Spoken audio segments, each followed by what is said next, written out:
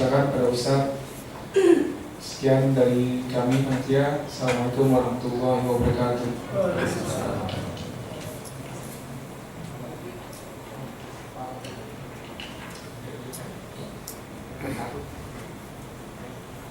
Assalamualaikum warahmatullahi wabarakatuh.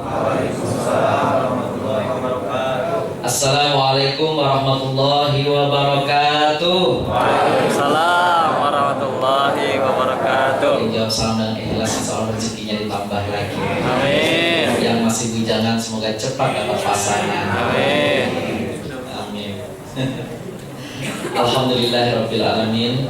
Puji syukur kepada Allah Subhanahu wa taala pada siang yang berbahagia ini kembali kita bersilaturahim di tempat yang insyaallah mubarakah ini. Mudah-mudahan doa kita diijabah oleh Allah Subhanahu wa taala. Salawat teriring salam tak lupa kita haturkan kepada baginda Nabi besar Muhammad sallallahu alaihi wasallam. Berkat keberkahan beliaulah, doa-doa beliaulah sehingga kita umat Islam sampai detik ini masih bisa merasakan betapa manisnya iman, Islamul Ihsan serta ilmu pengetahuan atau yang sering kita baca dalam Al-Quran, yukhrijuhum minadz zulumati ilan nur. Jamaah sekalian yang dirahmati oleh Allah Subhanahu wa taala, apa kabar semuanya? Alhamdulillah. Jangan ada dusta di antara kita. Saya perhatikan jamaah-jamaah semuanya penuh harap kepada Allah Subhanahu wa taala. Benar nggak? Benar nggak? Kita selalu berdoa, Allahumma innaka afuwun karimun tuhibbul afwa fa'fu anna. Berharap ampunan Allah Subhanahu wa taala. Insyaallah mudah-mudahan di 10 terakhir ini, di 10 terakhir Ramadan ini, kita apa yang kita inginkan kepada Allah benar-benar dikabulkan oleh Allah Subhanahu wa taala. Amin ya rabbal alamin. Alhamdulillah pada kesempatan kali ini salam silaturahim saya akrabnya dipanggil Bung Tomo oleh teman-teman saya dari MNC TV. Kebetulan saya finalis dari TPI tahun 2005. Saya utusan dari Kalimantan Timur, Kutai Kartanegara Tenggarong, dan sekarang menetap di Jakarta karena saya punya istri sebenarnya orang Kalimantan, cuma dia betah tinggal di Jakarta. Jadi bersama dengan istri saya berkiprah di dunia perfilman yang saat ini sedang membuat film layar lebar yang novelnya sudah beredar di seluruh Gramedia Indonesia yang berjudul Berhala-Berhala Haji. Mohon doa restunya yang insya Allah akan kita tayangkan di tahun baru Islam. Mudah-mudahan selesai dan bisa ditayangkan tahun depan. Amin ya rabbal alamin. Dan sekarang juga kita lagi membuat beberapa lagu-lagu religi. Tadi sempat saya ngobrol sama Bang Ipan, gimana Telkomsel bisa kerjasama nggak? Insya Allah ya. Hari ini tema yang diinginkan oleh panitia kepada saya yang berjudul dahsyatnya energi memaafkan. Tema ini berat sebenarnya, ringan sekali kedengarannya. Mungkin hampir setiap waktu, setiap saat kita mendengarkan kata-kata ini. Bahkan ketika bulan Ramadan datang, apalagi tanggal 1 Syawal datang, kata-kata maaf tidak asing lagi di telinga kita sekalian. Kalau kita kembali kepada diri kita masing-masing, Bapak, Ibu, saudara-saudari sekalian, tidak semua orang mampu memberikan maaf. Tapi semua orang bisa berbuat kesalahan. Kira-kira yang hadir di tempat ini punya salah nggak? Kita semua punya salah. Logika maaf dan kesalahan. Banyak orang berdoa, ya Rob, ampuni saya. Ya Rob, ampuni hamba. Ya Rob, ampuni dosa-dosa saya. Satu hal yang kita lupa yang diajarkan dalam Al-Quran surah An-Nur ayat 22, bahwa ketika kita ingin diampuni oleh Allah Subhanahu wa taala, maka kuncinya maafkanlah kesalahan orang lain dulu.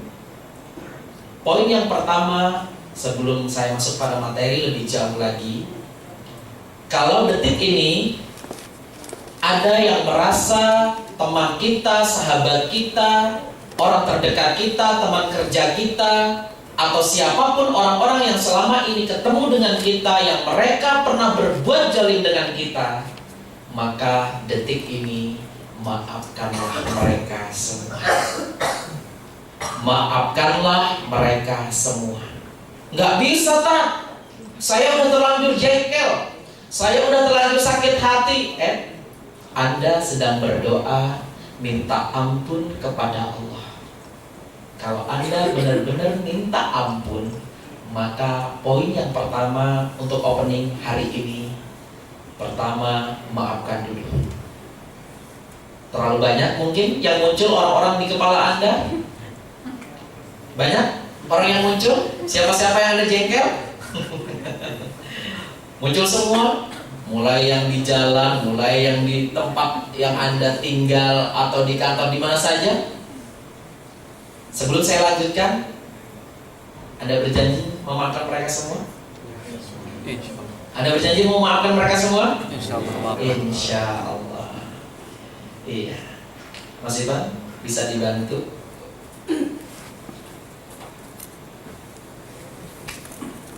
Energi memaafkan sedang saya simpan di sebuah file musik yang tadi Bapak Ibu dengarkan. Sebuah pengakuan hati bahwa di dalam diri Anda ada seseorang yang tidak Anda kenal.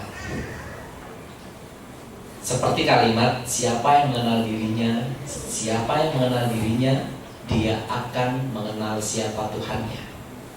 Selama ini banyak orang yang tidak kenal dengan dirinya sendiri, sehingga dia tidak kenal siapa Tuhannya, sehingga dia masih sulit memaafkan kesalahan orang-orang yang dipilih oleh Allah untuk menjadikan dia luar biasa. Selamat menikmati 1 menit musik ini.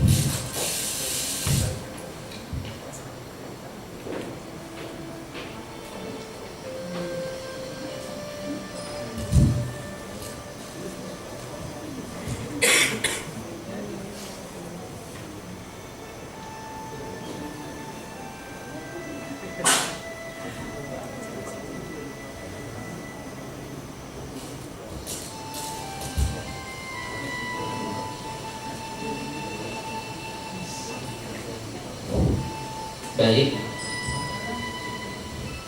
sambil menikmati musiknya, Anda bisa bayangkan di depan Anda ada wajah orang tua Anda.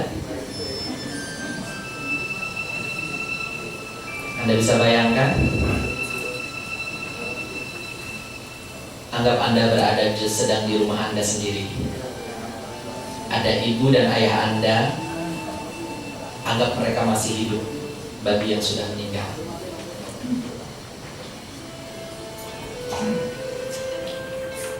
Dia sedang melambaikan tangan kepada Anda, tapi Anda tidak mau tahu karena Anda sangat tergesa-gesa dan sangat sibuk. Dia terus menatap Anda sampai Anda tidak terlihat sangat jauh sekali. Ibu Anda berusaha melambaikan tangannya. Bapak Anda berusaha melambaikan tangannya, tapi kita seorang anak, karena kita punya kesibukan yang sangat super sibuk, bahkan tidak menoleh kembali ke belakang. Padahal saat itu kita tidak sadar adalah hari terakhir kita bertemu dengan mereka berdua.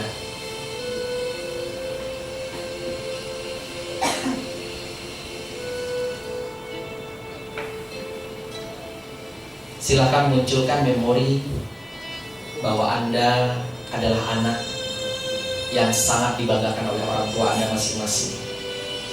Saya percaya jamaah sekalian yang hadir hari ini berjuang sampai detik ini, termasuk saya, jauh-jauh dari Kalimantan ke sini, bahkan ada juga yang dari Sumatera, dari kota yang sangat jauh,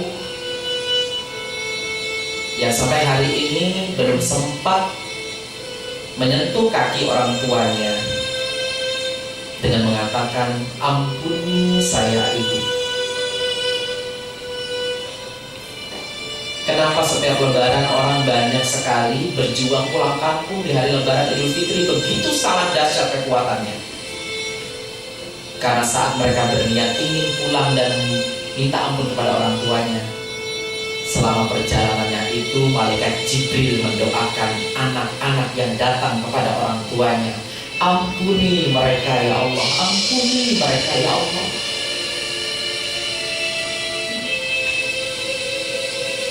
File yang pertama tentang orang tua Anda. Jika ada orang tua Anda berbuat salah, pernah memukul Anda, pernah menyakiti Anda, tidak pernah setuju dengan Anda, tidak sepaham dengan Anda, sekarang maafkan.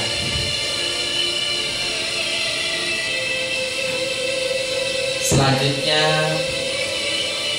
saudara-saudara Anda, adik, kakak, saudara, paman, bibi, atau siapa saja yang mungkin pernah bersalah dengan Anda, belajar berbicara dengan hati kita hari ini, maafkan. Tuhan hanya memilih mereka sebagai instrumen untuk agar dosa kita diampuni. Terkadang kita juga pernah dipilih Allah untuk membuat orang jengkel. Bukan hanya orang lain yang membuat kita jengkel, kita pun sebaliknya. Pernah dipilih Allah membuat orang lain jengkel, bahkan kita membuat orang lain tidak suka dengan kita. Sekarang maafkan saudara-saudaranya. Dan selanjutnya adalah teman kerja kalian yang rese, yang bawel,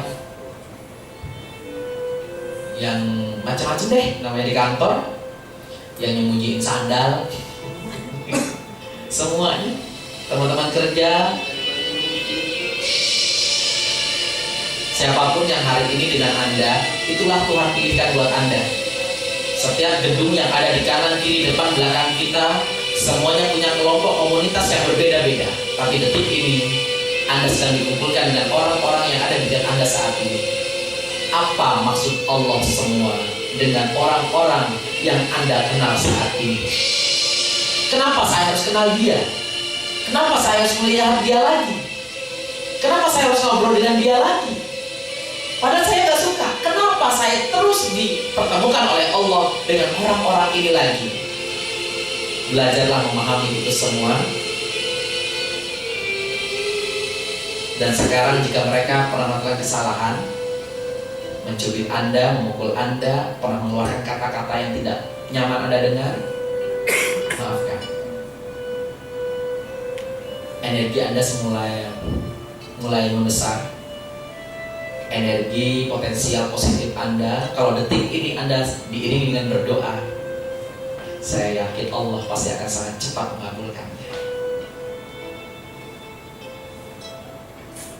Jika Anda sudah berhasil, selipkan satu doa penting, satu saja.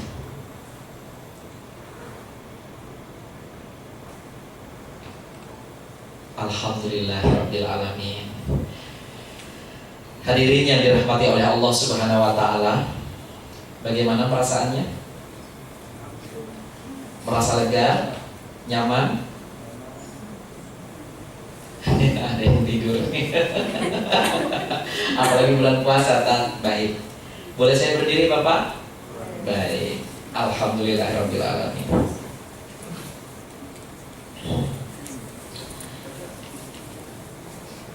Jamaah yang dirahmati oleh Allah Subhanahu wa taala, tadi saya sudah coba membawa emosional Anda semuanya untuk menjadi benar-benar orang baik.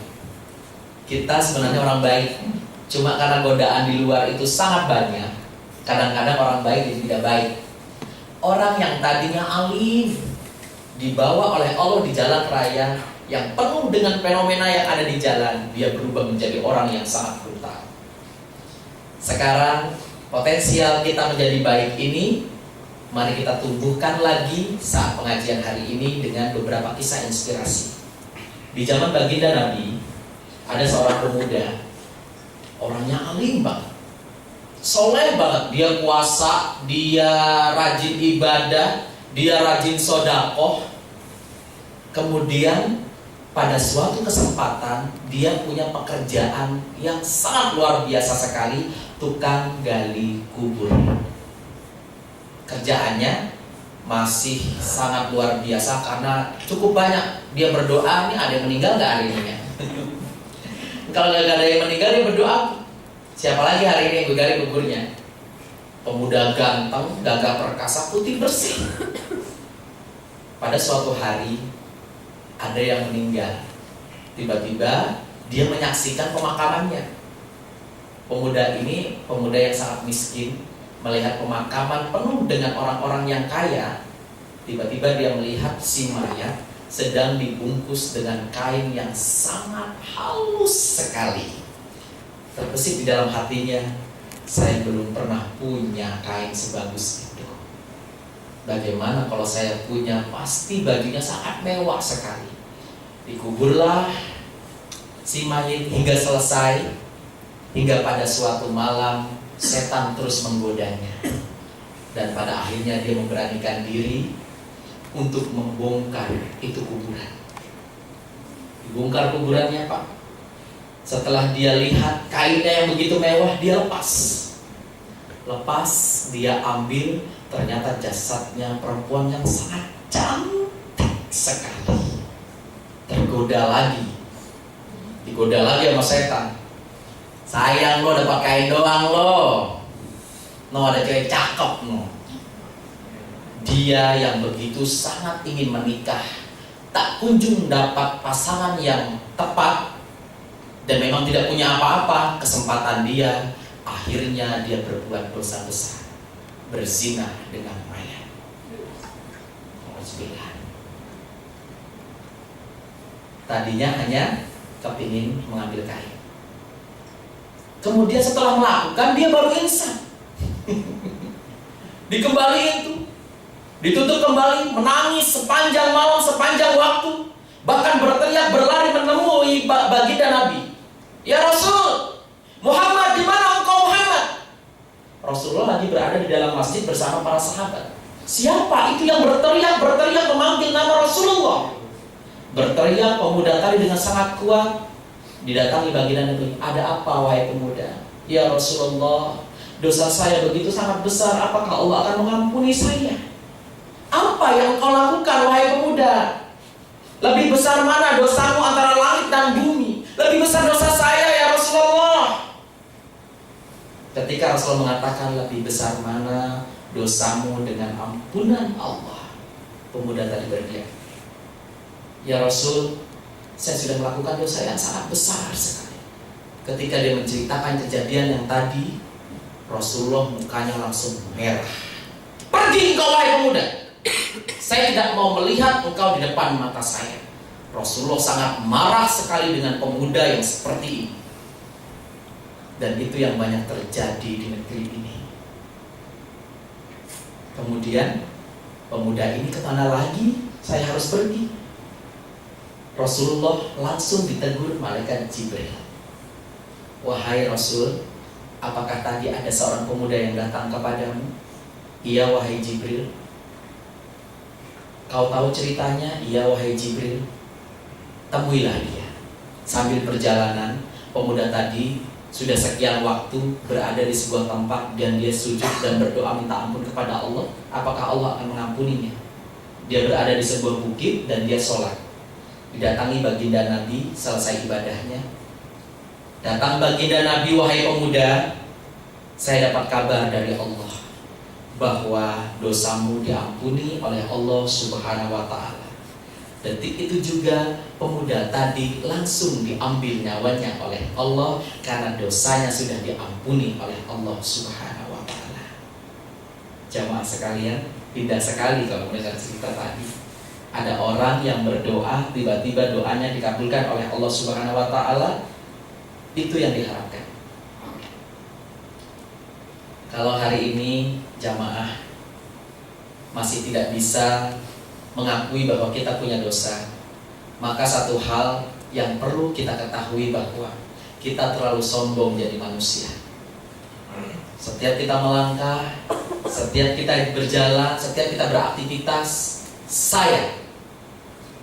Ketika kita mengatakan saya, maka jantung kita melakukan penyempitan yang sangat cepat, akan mulai sesak. Kalau guru saya Ustaz dan mengatakan itulah kebanyakan orang karena sakit jantung karena terlalu keakuan saya dan saya. Dan cara melakukannya dengan healing, ketuklah jantung Anda sekuatnya.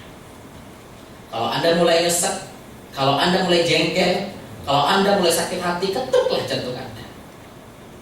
Rasakan. Kalau Anda tidak merinding, kalau Anda tidak cepat mengembalikannya, maka itu akan jadi penyakit. Coba latihan, bisa mengetuk? Diketuk? Jantung Pak.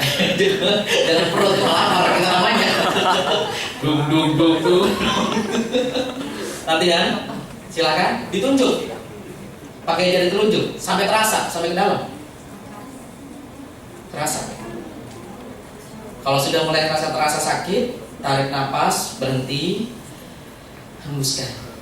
Kalau Anda jengkel di jalan, di mobil, di kantor, di meja, jengkel dengan seseorang, ketuk cepat.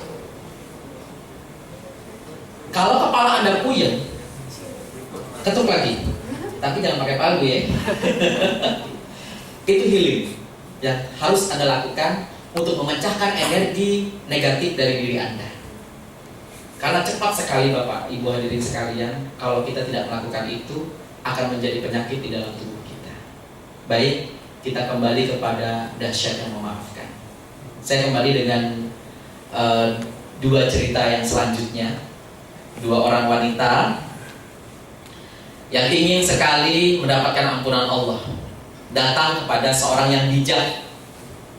Wahai orang bijak, kami ini ingin datang kepadamu minta petunjuk. Apakah engkau bisa memberikan manfaat buat kami berdua? Yang satu mengakui bahwa saya punya dosa yang banyak. Yang satu mengatakan saya tidak punya dosa. Saya rajin puasa, saya rajin sholat, saya rajin sodako, saya rajin beramal soleh, saya tidak punya dosa. Kemudian orang bijak tadi mengatakan kepada dua wanita tadi, besok bawa kepadaku masing-masing yang merasa berdosa tadi, carikan aku batu yang besar. Dan kamu yang merasa tidak punya dosa, carikan aku batu kecil yang banyak. Mereka pulang. Esoknya, tepat pada waktu yang diinginkan, kembali lagi kepada si orang bijak tadi. Si perempuan yang pendosa tadi membawa batu yang besar. Ini orang bijak, batunya udah saya bawakan, luar biasa. Dan kamu, saya bawa satu karung batu-batu kecil yang engkau minta, gampang banget. Sekarang saya minta kalian mengembalikan batu tadi. Yang merasa berdosa dengan gampang sekali membawa batu besar tadi, saya letakkan karena hanya dapat satu tempat. Selesai. Tapi yang merasa tidak punya dosa tadi, dia kebingungan dari mana saja saya dapat batu sebanyak ini tadi. Mulai dari Jakarta Selatan, dia telusuri jalan sekeliling kantor Telkomsel. Ini batu di mana aja dia dapat, dari pohon kembang, dari mana dikumpulkan, gak kerasa. Itulah warna dari dosa yang kita lakukan selama ini. Kadang tidak pernah merasa punya dosa, tapi sebenarnya dosa kita bertumpuk.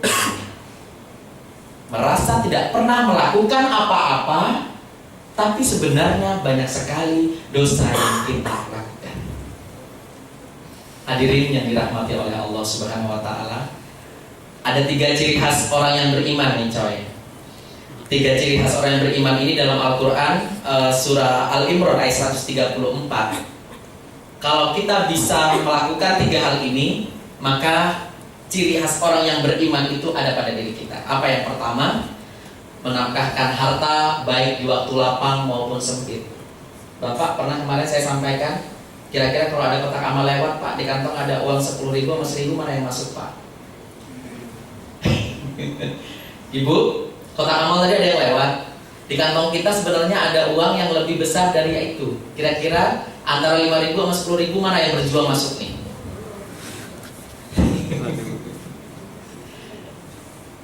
Saat ini ada yang mau beli baju lebaran, kebutuhan banyak. Tapi ada juga yang penting. Baju kemarin juga masih ada, baju kemarin juga belum dipakai. Ada yang benar-benar ingin membutuhkan. Kira-kira dikasih yang mana? Yang punya kita yang kemarin atau kita beli yang baru? Subhanallah, selamat berjuang. Ketika Anda punya uang 10.000 rupiah, tiba-tiba Anda harus mengisi bensin. Bensin Anda tinggal sedikit. Di situ ada yang minta, Pak, bagi sedekahnya Pak. Kira-kira apa yang Anda lakukan? Isi bensin atau berbagi? Mulai bingung. Kita selalu dihadapkan begitu Pak setiap hari. Lagi dapat ujian, lagi dapat problem, di situ banyaknya. Baik, saya ceritakan satu hal. Datang di sebuah rumah, seorang yang minta-minta. Assalamualaikum. Waalaikumsalam. Pura-pura tidak ada orang dalam rumah. Assalamualaikum.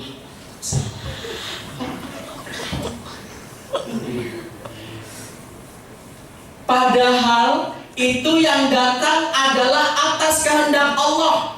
Dia nggak mampir di rumah yang sono, dia nggak mampir di rumah sono, tapi dia mampir di rumah bapak, di rumah ibu. Kenapa dia mampir di rumah kita? Kenapa itu terjadi? Ketahuilah, Allah tahu apa yang terjadi di rumah kita. Jika bapak mungkin sedang bertengkar dengan istri, Allah ingin dengan kalian sedekah, kalian menjadi baik. Allah tahu 1 jam lagi Anda akan kecelakaan. Allah tahan dengan sedekah. Keluarkan sedekahnya. Kalau Anda tidak sedekah, Anda akan mengalami kecelakaan. Allah sedang menahan kita setiap waktu, Bapak, Ibu. Kalau Anda sudah ingin mengeluarkan uang ketika melihat seseorang, jangan lihat dia muda, jangan lihat dia lagi sehat, tapi kalau hati kita ingin memberi, keluarkan saja, Pak. Coba tanyakan deh. Karena setiap keinginan mau memberi itu tidak setiap waktu ada. Kadang pas kita lagi makan, asik buka puasa, tiba-tiba ada yang kepengen ngajak orang itu buka aja. Tapi lihat juga isi kantong, Pak. Cukup nggak? Subhanallah. Ya. Jangan sampai keinginan kita yang tadi ingin berbuat baik, tiba-tiba kita tahan dengan diri kita. Saya kan masih besok buat buka puasa besok lagi. Ciri khas orang yang beriman yang pertama, bersedekah baik di waktu lapang dan sempit, itu adalah sangat penting. Latihan setiap hari seperti itu. Tapi kan saya nggak punya, Tat. Jangankan buat dia, buat gua aja bingung, Tat. Itulah kebanyakan kita, makanya kagak bisa kaya-kaya. Kemarin sudah saya kasih tahu kayaknya pengajian, cuma yang hadir cuma 10 orang tapi ya. Kalau kita ingin sedekah, saya sudah mengalaminya ketika saya mencari pasangan. Siapa yang ingin menikah bulan depan? Saya tantang nih, saya baru ingin menikah bulan depan. Ada nggak yang cewek? Kalau masalah pasangan, saudara-saudara sekalian, saya seringkali mengingatkan, tebuslah pasangan Anda dengan sedekah. Kalau bapak istrinya tidak baik, kurang soleh menurut bapak, tebus Pak sedekah. Ya Allah, ini setiap Ramadan, kalau bahasa di entertainment, jadi apa? Prok. Ingat Pak, jadi apa? Prok. Sekarang Ramadan jadi apa Anda? Ahli baca Quran? Sudahkah Anda membaca Quran dari hari pertama sampai hari terakhir ini? Lewat. Ahli sedekah? Dari hari pertama sampai hari ini teruskan continue? Lewat. Taraweh? Lewat. Jadi apa? Pilih salah satu. Setiap tahun, setiap bulan Ramadan itu pilih kita mau jadi apa. Sudah sholat tarawih kagak pernah full karena pekerjaan tidak tentu. Sudah ngajinya ama ba'du, baru a'udzubillahi minasyaitonirrajim. Inna anzalnahu fi lailatul qadr. Shadaqallahul azim. Udah ada telepon masuk. Udah buruan cepetan, kita udah mau rame-rame. Gimana kita? Subhanallah. Ramadan udah mau berakhir, Pak. Makanya paling telat jangan sampai, ini kan sudah puasa yang ke 22. 1 hari tinggal kita untuk bisa santai. Minimal 7 hari terakhir kata baginda Nabi, jangan sampai Anda tidak mendapatkan Lailatul Qadarnya bulan Ramadan. Apa itu Lailatul Qadar? Lailatul Qadar itu adalah Anda harus menemukan bahwa Anda sedang diampuni oleh Allah, sehingga Anda punya kekuatan nanti dalam 11 bulan berikutnya. Itulah yang terjadi, Anda menjadi orang baik seperti bulan Ramadan. Ya kata Bapak Ibu, lagi Ramadan dia mah soleh banget,